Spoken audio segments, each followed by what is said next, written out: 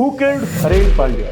हमारे पिछले वीडियो में इस सवाल का जवाब ढूंढने की कोशिश हमने की थी। बीजेपी के बड़े नेता सुब्रह्मण्यम स्वामी का कहना है कि हरेन पांड्या की हत्या के पीछे मोदी और शाह का हाथ था, लेकिन अदालतों का मानना कुछ और रहा। पिछले वीडियो में हमने तफसील से हरेन पांड्या की कहानी आपको बताई। हरेन पांड्या की उस कहानी में हमने आपको यह भी बताया कि उस हत्या की डोर में गुथे कई किरदारों की हत्या हुई और कईयों की जिंदगी बर्बाद। आईपीएस संजीव भट्ट भी उनमें से एक थे। संजीव भट्ट जब साबरमती जेल के सुपरिटेंडेंट थे तब उनकी मुलाकात होती है हरेन पांड्या हत्या केस के आरोपी असगर अली से, जिसने उन्हें बताया था कि हरेन पांड्या की हत्या तुलसीराम प्रजापति ने की थी।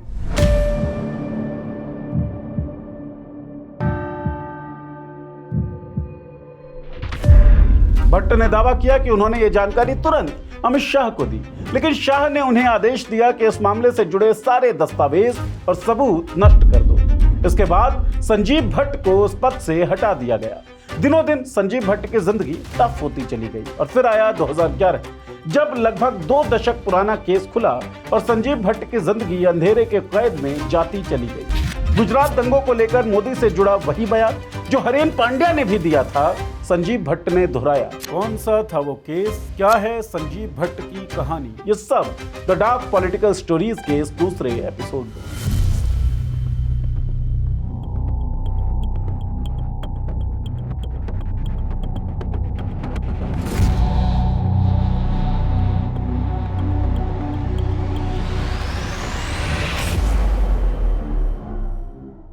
नमस्कार, मैं हूं नीरज और आप देख रहे हैं पॉलिटिक्स। आईपीएस संजीव भट्ट, 2 मामलों में उम्र कैद की सजा सुनाई गई इन्हें। पहले मामले में कोर्ट ने माना कि इनके टॉर्चर की वजह से विश्व हिंदू परिषद के सदस्य प्रभुदास वैश्राणी की कस्टोडियल डेथ हुई। दूसरे मामले में अदालत ने माना कि राजस्थान के एक वकील सुमेर सिंह को फंसाने के लिए संजीव भट्ट ने उसके होटल रूम में ड्रग प्लांट करवाया। इन दोनों मामलों में गुजरात सरकार का रवैया क्वेश्चनेबल रहा। साल 2011 से पहले सरकार का स्टैंड कुछ और था, लेकिन जैसे ही साल 2011 में संजीव भट्ट ने नरेंद्र मोदी के खिलाफ गुजरात दंगों से जुड़ी याचिका सुप्रीम कोर्ट में दायर की, अचानक सरकार का स्टैंड बदल गया। जिन मामलों को सरकार ने ही संजीव भट्ट के खिलाफ गैर जरूरी बताया था, 2011 के बाद सरकार उन्हीं मामलों में अभियोजन पक्ष बन गई। तो ये कहानी 2 हिस्सों में बटी हुई है, 1990 से साल 2011 तक और 2011 से अब तक। पहले बताते हैं साल 2011 के बाद की कहानी।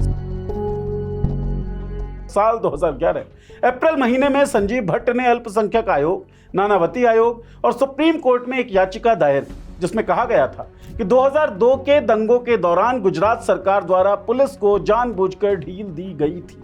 इन्होंने दावा किया कि गोधरा कांड के बाद 27 फरवरी 2002 की शाम मुख्यमंत्री के आवास पर हुई एक सुरक्षा बैठक में ये मौजूद थे। इसमें मोदी ने कथित तौर पर पुलिस अधिकारियों से कहा, हिंदुओं को अपना गुस्सा उतारने का मौका दिया जाना चाहिए। साथ ही में संजीव भट्ट ने गोधरा कांड की शाम को हुई गुप्त बैठक और हरेन पांड्या की मौत से जुड़ी जरूरी दस्तावेजों को एसआईटी को देने की बात भी कही। ठीक उसी शाम संजीव भट्ट पर 20 साल पुराना एक केस खोल दिया गया जो प्रभुदास वैश्राणी की मौत से जुड़ा था। केस ओपन होने के 2 महीनों बाद ही इन्हें निलंबित कर दिया गया। कारण बताया गया बिना अनुमति के ड्यूटी से अनुपस्थित रहना और सरकारी वाहन का दुरुपयोग करना। इसके बाद 18 सितंबर 2011 को गुजरात गृह मंत्रालय ने प्रभुदास वैश्राणी मामले में संजीव भट्ट के खिलाफ चार्जशीट दाखिल कर दी। 27 सितंबर 2011 को भट्ट इस केस में गुजरात हाईकोर्ट के सामने पेश हुए। सुनवाई के दौरान संजीव भट्ट ने गुजरात दंगों की कहानी के साथ एक और कहानी बताई। उन्होंने अदालत को बताया कि नरेंद्र मोदी और उस समय के गृह मंत्री अमित शाह ने उन पर दबाव बनाया था कि वह हरेन पांड्या हत्या केस के सबूत को नष्ट कर दें। दरअसल संजीव भट्ट के अनुसार साल 2003 में जब वे साबरमती जेल के सुपरिटेंडेंट थे, तब उनकी मुलाकात हरेन पांड्या हत्या केस के आरोपी असगर अली से हुई थी। असगर अली ने उन्हें बताया था कि हरेन पांड्या की हत्या तुलसीराम प्रजापति ने की थी, वही तुलसीराम प्रजापति जो बाद में 2006 में एक फेक एनकाउंटर में मारा गया। भट्ट ने दावा किया कि उन्होंने यह जानकारी तुरंत अमित शाह को दी, लेकिन शाह ने उन्हें आदेश दिया कि इस मामले से जुड़े सारे दस्तावेज और सबूत नष्ट कर दो। संजीव भट्ट ने ऐसा करने से मना कर दिया। इसी वजह से उन्हें साबरमती जेल के सुपरिटेंडेंट पद से हटाया गया, ऐसे आरोप लगते हैं। प्रभुदास वैश्राणी मामले के अलावा संजीव भट्ट के खिलाफ एक और नया केस फाइल किया गया, जिसमें इनके साथ काम कर चुके कांस्टेबल केडी पंत ने आरोप लगाए कि इन्होंने मोदी के खिलाफ जो हलफनामा दायर किया है उस पर मेरे दस्तखत दबाव डालकर कराए गए थे। इस केस में इन्हें गिरफ्तार किया गया। साथ ही साल 2011 तक प्रभुदास वेस्टानी वाले मामले में अदालत ने भी चार्जेस फ्रेम कर दिए और ट्रायल शुरू कर दिया। नई चार्जशीट में प्रभुदास वेस्टानी वाले मामले में नई कहानी पेश की गई। इससे भी ज्यादा दिलचस्प बात यह है कि इस मामले में करीब करीब सारे सबूत मौखिक थे, वर्बल।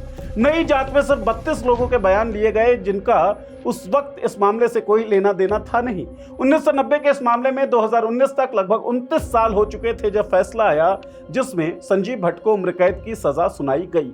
इतने सालों में गवाह कितना याद रख पाएंगे, चाहे उन्होंने झूठ बोला हो या सच, किसी दबाव में हो या खुशी खुशी, जो भी हो। दूसरा, संजीव भट्ट निर्दोष भी हो सकता है और दोषी भी, लेकिन अगर वो दोषी था तो गुजरात सरकार ने पहले उसे बेगुनाह क्यों माना और सीआईडी ने उसकी जांच में उसे क्लीन चिट क्यों दी? सबसे बड़ी बात यह कि मोदी 2 बार गुजरात के मुख्यमंत्री बने, लेकिन उसे संजीव भट्ट और कस्टोडियल मौत के मामले में कभी कोई दिक्कत क्यों नहीं हुई? लेकिन जैसे ही संजीव भट्ट ने गुजरात दंगों के मामले में सुप्रीम कोर्ट में हलफनामा दायर किया और मोदी के खिलाफ गवाही दी तो लगभग 20 साल पुराना केस खोल दिया गया। यह सब कुछ नॉर्मल था या नॉर्मल दिखता है? बात यहीं तक सीमित नहीं रही। 2018 में इनके खिलाफ सुमेर सिंह ड्रग प्लांटिंग का केस भी दोबारा से ओपन किया गया। इसमें भी हैरानी की बात देखिए, साल 2018 तक इस मुकदमे का नाम सुमेर सिंह राजपुरोहित बनाम स्टेट ऑफ गुजरात था। यानी यह केस किसी स्पेसिफिक पुलिस अधिकारी के खिलाफ नहीं था, बल्कि एक तरह से गुजरात सरकार के खिलाफ था, क्योंकि गुजरात पुलिस गुजरात सरकार का हिस्सा है। लेकिन साल 2018 में जांच के आदेश दिए जाने के बाद इस केस का नाम बदलकर स्टेट ऑफ गुजरात बनाम संजीव भट्ट कर दिया जाता है। पहले अभियोजन पक्ष सुमेर सिंह राजपुरोहित थे, लेकिन बाद में अभियोजन पक्ष गुजरात सरकार बनती है। 3 महीनों के भीतर ही नवंबर 2018 को सीआईडी ने संजीव भट्ट और अन्य आरोपी पुलिसकर्मियों के खिलाफ बनासकाठा की लोकल कोर्ट में चार्जशीट जमा कर दी। इस चार्जशीट में दावा किया गया कि संजीव भट्ट ने खुद जाकर होटल लाजवंती के कमरे में ड्रग रखी थी और इस पूरी कॉन्स्पिरेसी को संजीव भट्ट ने ही रचा था। कोर्ट से मान लेता है और आगे चलकर साल 2024 में इस मामले में भी संजीव भट्ट को उम्र कैद की सजा सुनाई जाती है। अब कहानी साल 2011 से पहले। यहां तक कहानी आपको बहुत आसान और एकदम सीधी लग रही हो, लेकिन है नहीं। कहानी में क्या लोचा है, यह समझने के लिए हमें ये शुरू से शुरू करनी होगी और समझना होगा उस वक्त सरकार का स्टैंड क्या था और क्यों था। आईआईटी मुंबई से एमटेक करने के बाद संजीव भट्ट ने 1987 में यूपीएससी की परीक्षा पास की और आईपीएस सर्विसेज ज्वाइन किया। उनकी पहली पोस्टिंग 10 अक्टूबर 1990 को जामनगर में एएसपी के तौर पर हुई। उन्हें जामनगर ग्रामीण क्षेत्र का एएसपी बनाया गया था। सिर्फ 6 दिनों बाद ही उन्हें खंभालिया इलाके के अतिरिक्त जिम्मेदारी भी दी गई। उस वक्त लाल कृष्ण आडवाणी की रथ यात्रा चल रही थी। इस यात्रा ने पूरे देश में कम्युनल टेंशन बढ़ा दिया था। जब बिहार में लालू प्रसाद यादव ने आडवाणी की रथ यात्रा को रोका और आडवाणी को गिरफ्तार किया, तो गिरफ्तारी के बाद देश के कई हिस्सों में दंगे भड़के।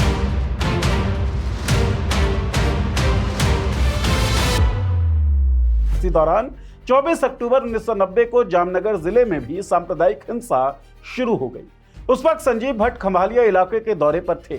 तभी पुलिस कंट्रोल रूम से उन्हें जानकारी दी गई कि विश्व हिंदू परिषद के कार्यकर्ता जामनगर शहर में दंगा कर रहे हैं। साथ ही बताया गया कि जामनगर शहर के एसपी प्रवीण गुंडिया छुट्टी पर है, इसलिए उन्होंने तुरंत शहरी इलाके का चार्ज संभालना होगा ताकि हिंसा को रोका जा सके। संजीव भट्ट ने तुरंत एक्शन लिया और दंगों को रोकने की तैयारी शुरू कर दी। स्थिति धीरे धीरे सुधर ही रही थी।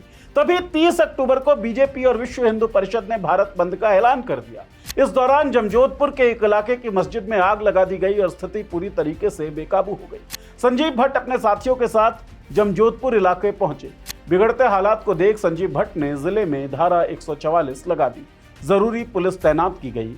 अलग अलग जगहों पर आंसू गैस का इस्तेमाल किया गया और 30 अक्टूबर यानी उसी दिन 15 अलग अलग सांप्रदायिक घटनाओं को देखकर टाडा कानून के तहत एक एफआईआर दर्ज की गई थी। 100 से ज्यादा लोगों को गिरफ्तार किया गया था जो सांप्रदायिक हिंसा में शामिल थे। संजीव भट्ट ने अपने लिखित बयान में लोकल कोर्ट के सामने कहा कि वो जमजोधपुर थाने करीब 1:30 बजे पहुंचे। तब उन्हें सीपीआई भानवाड़ ने बताया कि 133 गिरफ्तारियां हुई हैं। दंगाइयों को काबू करने के लिए थोड़ी सख्ती दिखानी पड़ी थी। इसी वजह से कुछ लोगों को मामूली चोटें भी आईं। आगे संजीव भट्ट ने लिखा, हमने जरूरी फोर्स बुलाकर जिले के अलग अलग हिस्सों में मार्च किया। करीब 3:30 बजे jail collector IAS Haribhai Patel भी वहां आ गए। मैंने उसे भी पुलिस द्वारा दंगों को नियंत्रित करने के लिए किए गए सभी प्रयासों के बारे में बताया। इसके बाद डीएसपी एस बिष्ट के साथ लगभग 7 बजे मैं जमजोधपुर थाने वापस आया। इसके बाद मैंने दंगाइयों के बयान लिए और उनकी जांच की। इसी दौरान जमजोधपुर थाने में वायरलेस पर कहा गया कि आईपीएस मोहन झा ने मुझे एक संदेश भेजा है जो गृह मंत्री के निर्देशानुसार है। संदेश में लिखा था, आज जमजोधपुर में दर्ज सभी मामलों में अपराधियों पर टाड़ा लगने नहीं चाहिए, ये बात ध्यान में रखो। संजीव भट्ट के मुताबिक ये आदेश भेदभावपूर्ण था, क्योंकि जहां भी मुसलमान आरोपी होते थे वहां भी टाड़ा लगाया जाता था। यह संदेश मिलने के बाद मैंने मोहन झा को वायरलेस पर बताया, जो मामले आगे दर्ज होंगे उन पर टाड़ा लागू नहीं किया जाएगा, लेकिन जो मामले पहले से दर्ज हैं उनसे टाड़ा नहीं हटाया जाएगा, वो जारी रहेगा। आगे संजीव भट्ट लिखते हैं कि मेरे ऊपर और अन्य पुलिस अधिकारियों पर जो मामला बनाया गया वो साफ तौर पर राजनीतिक बदले की साजिश थी, क्योंकि जनता दल मुख्यमंत्री चिमन भाई पटेल और गृह मंत्री नरहरी अमीन दोनों पटेल समुदाय के थे।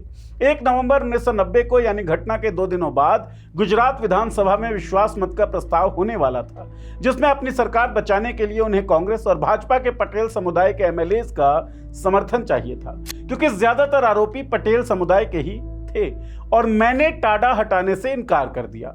इसीलिए गृह मंत्री और केंद्रीय मंत्री नाराज हो गए। दंगों के 133 आरोपी बाद में स्थानीय थानों में रखे गए और गिरफ्तारी के अगले ही दिन 133 आरोपियों को स्थानीय अदालत में पेश किया गया, जहां अदालत ने उन्हें 7 दिनों के लिए जुडिशियल कस्टडी में भेज दिया, यानी कि जामनगर की जेल में न्याय को हिरासत में रखा गया, यानी स्थानीय पुलिस कस्टडी से जुडिशियल पुलिस कस्टडी में शिफ्ट किया गया।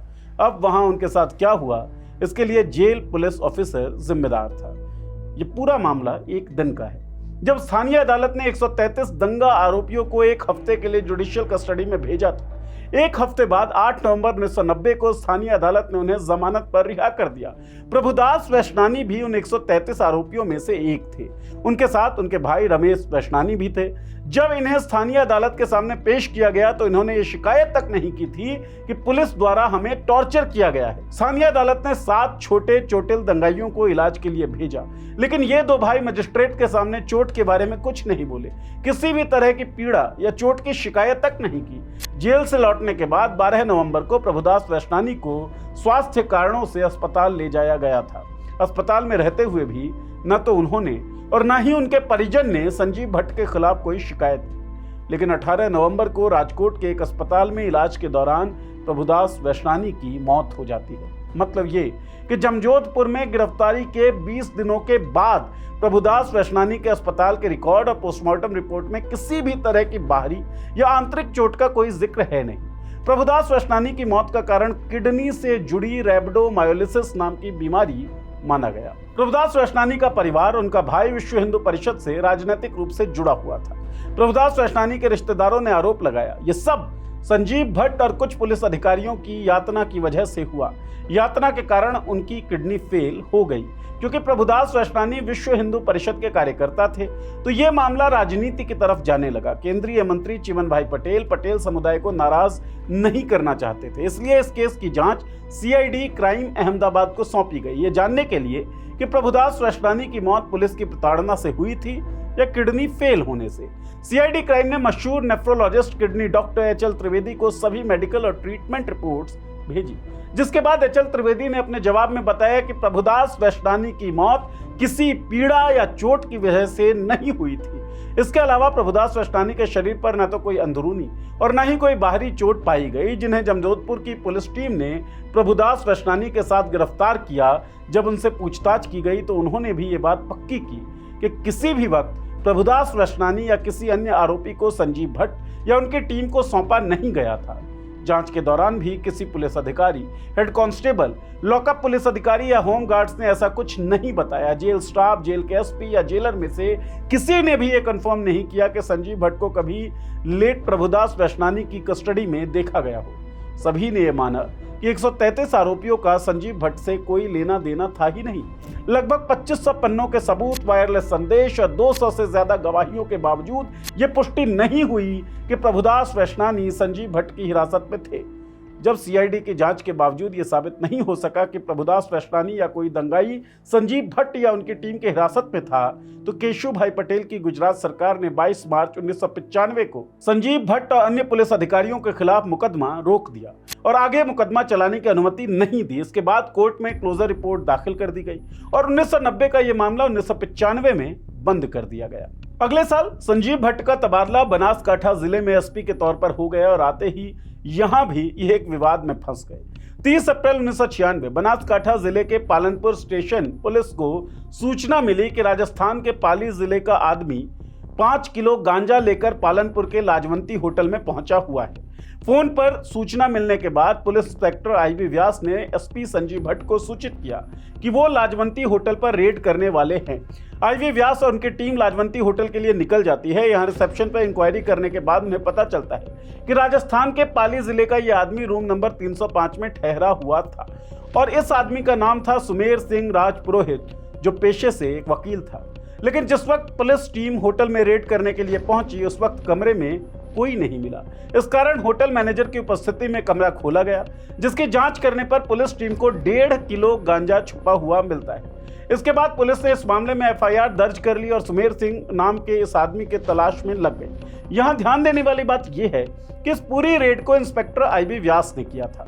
बनासकांठा के एसपी संजीव भट्ट इस रेड में मौजूद ही नहीं थे। एफआईआर के बाद इंस्पेक्टर आईबी व्यास ने 3 जून 1996 के दिन राजस्थान के पाली जिले जाकर सुमेर सिंह को अरेस्ट कर लिया और 4 जून के दिन वकील सुमेर सिंह को गुजरात लाकर पालनपुर कोर्ट में पेश किया गया।